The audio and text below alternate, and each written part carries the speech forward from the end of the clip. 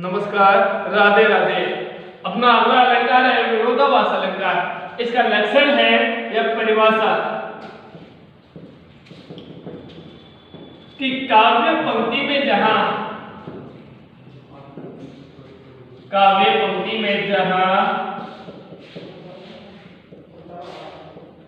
वास्तविक रूप से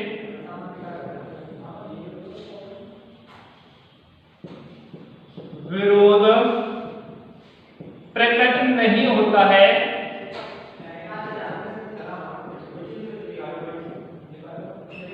लेकिन अर्थ करने पर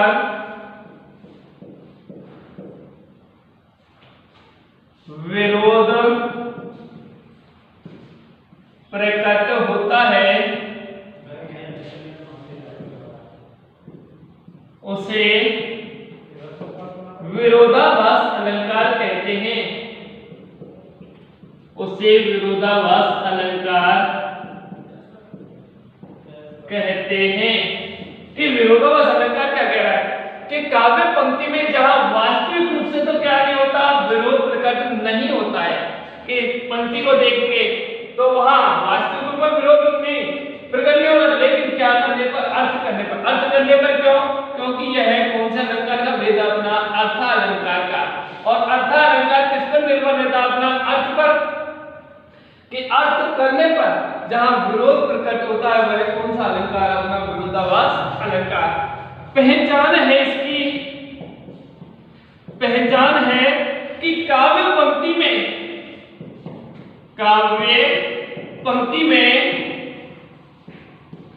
विलोम शब्द आते हैं। विलोम शब्द आते हैं। इसकी पहचान काव्य पंक्ति में क्या है? अपने विलोम शब्द, जैसे रोदन में राग लिए फिरता हूं।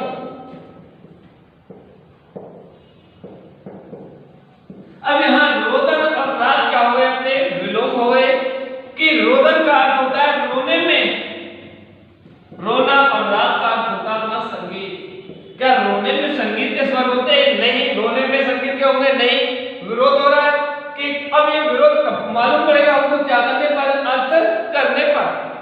कि कवि हनुमंत राव बच्चन कह रहे कि जब मैं रेतमा की विरह में रोता हूं तो मेरे रोने में भी क्या होते हैं? संगीत के स्वर। किसमें रो रहा है? विरह में। तो ये हमको विरोध की स्थिति कब मालूम हो रही है? क्या करने पर? अर्थ करने पर। अगला उदाहरण है विष में यह गोदावरी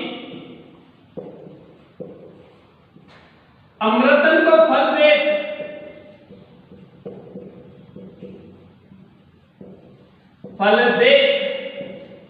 अब यहां विष और अमृत ये दोनों क्या है? अपने विलोम शब्द हैं। कि विष देने वाली गोदावरी के अमृत फल दे सकती है? नहीं। विष और अमृत कि जहर देने वाली गोदावरी के अमृत यानी हमें जीवन दे सकती है? नहीं दे सकती, क्योंकि विष पर आदमी क्या होगा? मरेगा, अमृत नहीं देगी। तो यहां क्या हो रहा है? विरोध हो रहा है। और जहां विरोध हो और विलोम शब्द पंक्ति में आए वह कौन सा अलंकार है? अपना विरोधाभास अलंकार। अगला अलंकार है अपना उदाहरण अलंकार।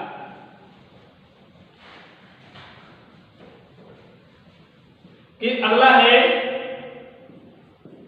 उदाहरण अलंकार।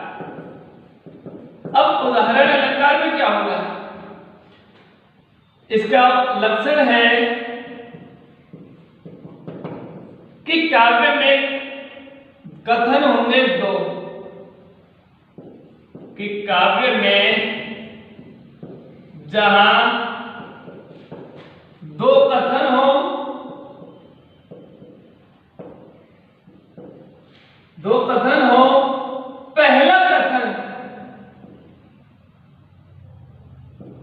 पहला कथन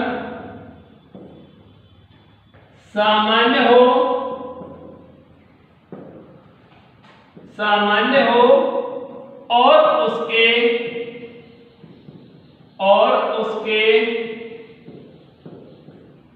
स्पष्टीकरण के लिए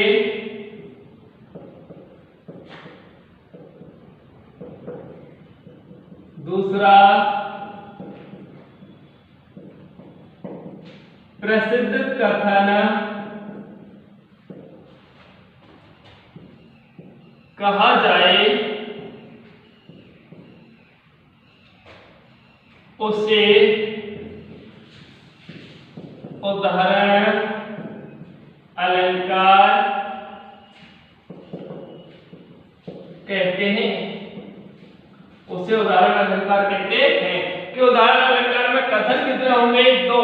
पहला कथन कैसा होगा? सामान्य। और उसके स्पष्टीकरण के लिए दूसरा कैसा कथन कहा जाए? प्रसिद्ध। उसे कौन सा अलंकार कहेंगे? उदाहरण अलंकार। अब उदाहरण अलंकार उदाहरण सूचक शब्द हैं। उदाहरण सूचक शब्द हैं वो कौन कौन से हैं? ज्यों, जिमी, जैसे, एवं और तुल्य। कि उदाहरण सूचक शब्द अपने ज्यों, जिमी, जैसे, एवं तुल्य, ये क्या है? अपने उदाहरण सूचक शब्द। उदाहरण सूचक शब्द है। अब इसका जैसे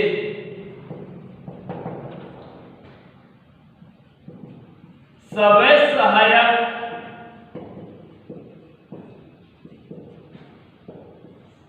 सबल को ने निवल सहाय, पवन जगावत, आग ज्यों, दीपक देई बुझाए।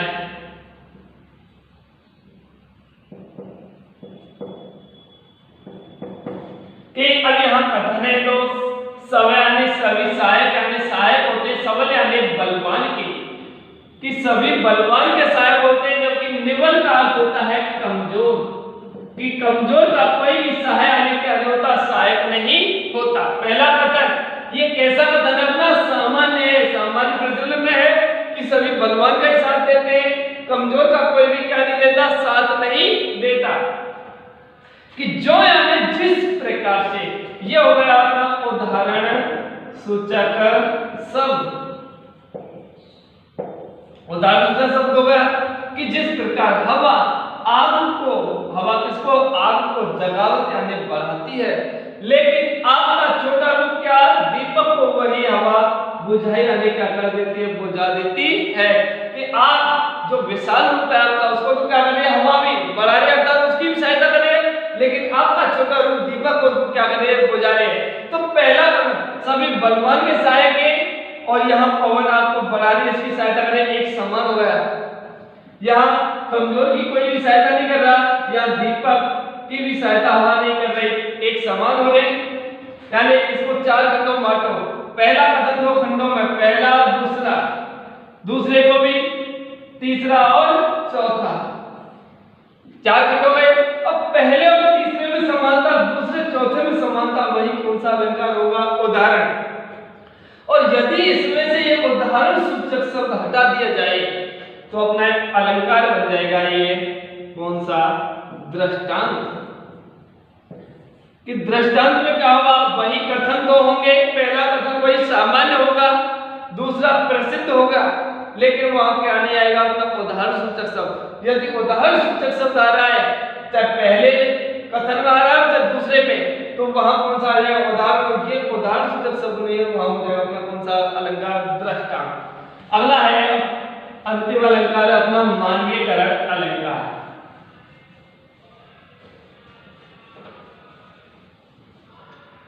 अंतिम है अपना मानवीयकरण अलंकार। ये वैसे अपने पाठ्यक्रम में नहीं है, लेकिन इसकी जरूरत कहां पड़ेगी हमको? शब्द शक्ति वाले टॉपिक में। इसकी जरूरत कहां पड़ेगी हमको? शब्द शक्ति वाले टॉपिक में, प्रकरण में पड़ेगी। अब मानवीयकरण अलंकार, ये भी अर्थ अलंकार का भेद है। कौन सा अलंकार का भेद है? अर्थ का। अब मानवीयकरण अलंकार में क्या होता है? इसका लक्षण है काव्य पंक्ति में जहां निर्जीव वस्तु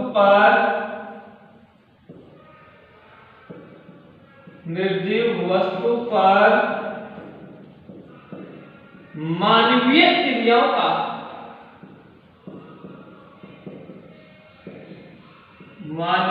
क्रियाओं का आरोप लगाया जाए उसे मानवीयकरण अलंकार कहते हैं। कि मानवीयकरण अलंकार किसे कहते हैं? कि निर्जीव वस्तु पर किसका आरोप लगे? मानवीय क्रिया अर्थात मनुष्य की स्वाभाविक क्रियाओं का क्या लगाया जाए? आरोप लगाया जाए, वही अपना कौन सा अलंकार है? मानवीयकरण अलंकार। जैसे फूल हंसे कलियां मुस्काए। फूल हंसे कलियां मुस्काए कि फूल कैसा है? अपना निर्जीव हंसे। हंसने का कार्य कौन करता है? मनुष्य। लेकिन फूल पर क्या लग रहा है? आरोप कि फूल हम कहते हैं कि फूल हंस रहा है। क्या फूल हंसता है? नहीं, क्योंकि हंसने का कार्य कौन करता है? मनुष्य। और मनुष्य की क्रियाओं का आरोप लगे, वह कौन सा अलंकार है? अब यहाँ बोला है कलियां मुस्काए। कलियां मुस्काए कि कलियां होती है वो कभी मुस्कुराती है क्या? नहीं, मुस्कुराता कौन है? मनुष्य। तो यहाँ क्या लग रहा है? आरोप लग रहा है। इसके कारण कौन सा अलंकार हो गया? मानवीयकरण अलंकार। अगला है, जैसे हम कहेंगे आंधी चली। अब आंधी चली, चली कैसा है? स्त्रीलिंग शब्द। अब आंधी कोई औरत तो है नहीं जो चलती हुई दिख रही है। चलने का कार्य कौन करता है? केवल मनुष्य। मनुष्य जो कर रहा है यानी सजीव कर रहा है। और आंधी कैसा है? निर्जीव है, महसूस ही की जा सकती है। तो ये कोई औरत वगैरह नहीं, चलने का कार्य कर रही थी। यहाँ निर्जीव पर क्या लग रहा है? मनुष्य की क्रिया का आरोप। इसलिए कौन सा अलंकार है? मानवीयकरण अलंकार। ये अपना टॉपिक होगा समाप्त।